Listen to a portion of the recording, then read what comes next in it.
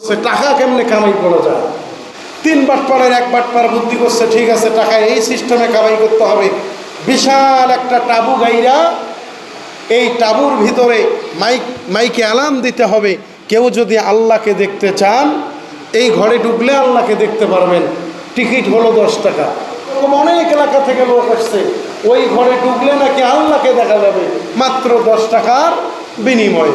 ওই এলাকার যে বাচ্চা, ওই বাচ্চা বলতেছে আগে আমি যাব, দেখি আল্লাহ দেখা যায় কিনা। আল্লাহ দেখা না গেলে এদের খবর খারাপ আছে। এখন এই পাটপাটরা বুদ্ধি করে আর একটা অ্যালার্ম দিয়ে দিল। অ্যালার্মটা হচ্ছে এই ঘরের মধ্যে যে ঢুকবে, ঢোকার পরে যে আল্লাহকে দেখতে পারবে না, বুঝতে হবে তার জন্মের মধ্যে ভেজাল রয়েছে। ডাইনে কুচকালা হয়, দেখছে কিভাবে সিস্টেমে টাকা মাইর দেয়। তা আমরা আমাদের মেধা দিয়ে শুধু কিভাবে দুর্নীতি অন্যায় অবিচার করা যায়, আমরা অনেকে এগুলো করার ব্যস্ত থাকি। তো বাদশা ঢুকলেন, ঢোকার পরে দেখে ঠিকই তো কোনো আল্লাহ দেখা যায় না, ঘর তো ঘরেই, ঘর তো ঘরেই।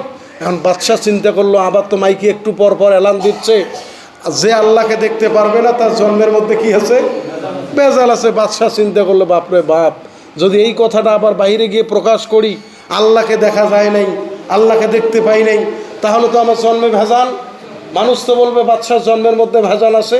বাদশা দেখে বাইরে আসলেন, মানুষ জিজ্ঞেস করে বাদশা কি দেখলেন? বাদশা কয় দেখছি অনেক সুন্দর।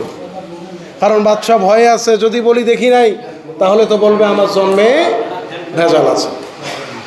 এখন বাদশার বউ চিন্তা করলো, যেহেতু বাদশা দেখলো আমিও যাই, আমিও একটু দেখবো। বাদশার বউ গেলেন দেখার জন্য, যাইয়া দেখে আল্লাহ তো দেখা যায় না, শুধু ঘর। এখন একটু পর পর মাইকে অ্যালার্ম দিচ্ছে যে আল্লাহকে দেখতে পারবে না তার জন্মের মধ্যে কি আছে, ভেজাল আছে।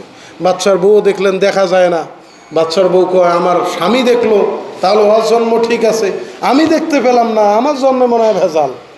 এখন বাদশার বউ বের হয়েও একই কথা বললেন, না আল্লাহ অনেক সুন্দর। তো দেখেন